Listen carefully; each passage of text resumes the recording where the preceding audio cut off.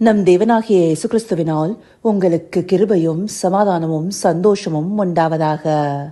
எழுப்புதல் நமக்குள்ளார காணப்படுதா இல்லையாங்கிறத அறிந்து கொள்வதற்கு நாம என்ன செய்யலாம், அதையே இன்றைக்கு பார்க்க போறோம். அதற்குரிய வேத பகுதி 1 கொரிந்தியர் 2 அதிகாரம் வசனம் 12. 1 Corinthians chapter 2 verse 12. நாங்களோ உலகத்தின் ஆவியை பெறாமல் தேவனால் எங்களுக்கு அருளப்பட்டவைகளை அறியும்படிக்கு தேவனிலிருந்து புறப்படுகிற ஆவியையே பெற்றோம். இந்த வசனத்துல உலகத்தின் ஆவி, தேவனுடைய ஆவின்னு 2 பிரிவினை கொடுக்கப்பட்டிருக்கு. இதுல நாம எந்த ஆவியை பெற்றிருக்கோங்கிறது தான் எழுப்புதல் நாம அடைந்திருக்கிறோமா இல்லையாங்கிறத அறிந்து கொள்வதற்கான வழியா இருக்கு. இந்த உலகத்தின் ஆவி, தேவனுடைய ஆவினா என்ன? நேற்றைய தினத்தில் நாம பார்த்தபடி தேவன் தன்னுடைய ஆவியவே மனுஷனுக்குள்ளார வைத்திருந்தாரு. அப்படி தேவ ஆவிக்குட்பட்டிருந்த தேவனோடு ஐக்கியப்பட்டவனாகவே மனிதன் இருந்தான். அப்படி இருந்த மனிதன் தேவ கட்டளையை மீறி கீழ்ப்படியாமைக்குள்ளார போய் உலகத்தின் ஆவியை பெற்றுக்கொண்டவனாக மாறினான். அதனால பாவமானது சம்பவித்தது. அந்த பாவம் நாளுக்கு நாள் இன்க்ரீஸ் ஆயிட்டே வந்தது. இந்தபடியா உலகத்தின் ஆவியை பெற்றிருந்த மனுஷனுக்குள்ளார தேவன் தன்னுடைய ஆவியை மறுபடியுமாக கொடுப்பதற்காகவே தன்னுடைய குமாரனை அனுப்பினாரு. அவர் மூலமாக நாம தேவனுடைய ஆவியை பெற்றுக்கொண்டவர்களாக இருக்கிறோம்.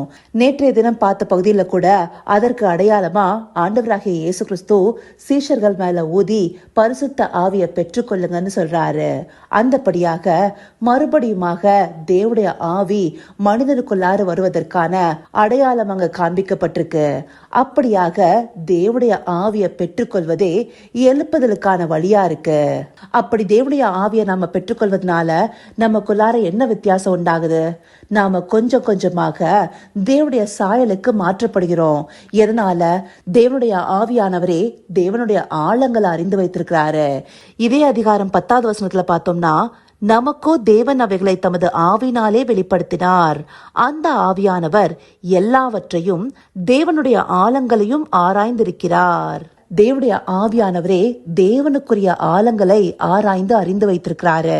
அவரை நாம விசுவாசத்தின் மூலமாக பெற்றுக்கொண்டதற்கு பிற்பாடு அதை நமக்கு உணர்த்து வைக்கிறாரு. அதற்கு நாம அவருடைய சத்தத்திற்கு செவிசாய்க்கிறவர்களாக இருக்கணும். ஏன்னா இந்த உலகத்தின் ஆவியும் அதனுடைய சத்தத்தை நமக்குள்ளார திணிக்கிறதுக்கு ரெடியா இருக்கும். அதனால்தான் நாம தேவனுடைய ஆவியானவருக்கு கீழ்ப்படிந்தவர்களாக அவருடைய சத்தத்தை கேட்பவர்களாக இருக்கணும். மேலும் இதற்கு அடுத்தபடியா இருக்கிற 11வது வசனம் பின்பாதியில பார்த்தோம்னா, தேவனுடைய ஆவியே அன்றி ஒருவனும் தேவனுக்குரியவைகளை அறிய மாட்டான். அந்தபடி தேவனுக்குரியவைகளை அறிந்து கொள்ள நமக்கு ஆவியானுடைய துணை தேவை. தேவனுடைய ஆவியே நமக்குள்ளார அவருடைய சாயலை கொண்டு வருகிறதாக இருக்கு. அந்தபடி தேவனுடைய ஆவினால உயிர்ப்பிக்கப்படும் போது நாம எழுப்புதல் அடைந்தவர்களாகவே காணப்படுவோம் இல்லையா? இன்னும் இதற்கு சில உதாரணங்களை பார்க்கணும்னா, பழைய ஏற்பாடு புஸ்தகத்துல கடந்த நாட்கள்ல எலியாவை குறித்து பார்த்தோம். எலியா இருதயத்துல எழுப்புதல் அடைந்தவரா இருந்தாரு. அதனாலதான் நம்மை போல பாடுள்ள மனுஷனா அவர் இருந்தாலும் கருத்தாக ஜெபம் பண்றாரு. மக்களுடைய இருதயத்தை தேவனுக்கு நேராக திருப்புறாரு. அவர் ஆகாபின் மனைவியான எசபேல்னால அநேக பாடுகளை சந்தித்தாரு. அப்படி இருந்தும் தேவனுடைய ஆவியானவரால உற்சாகப்படுத்தப்பட்டவராக எழுப்புதல் அடைந்தவராக காணப்பட்டாரு. அதனாலேயே அநேகருக்குள்ளார அந்த எழுப்புதல் அவரால் கொண்டு வர முடிந்தது. அதே போல புதிய ஏற்பாடு புஸ்தகங்களை எடுத்துட்டோம்னா, பவுலடியார் எத்தனை பாடுகளை கடந்து வந்திருக்கிறாரு. அத வேத வசனங்கள்ல பார்க்கும் போதே நமக்கு தெரியுது.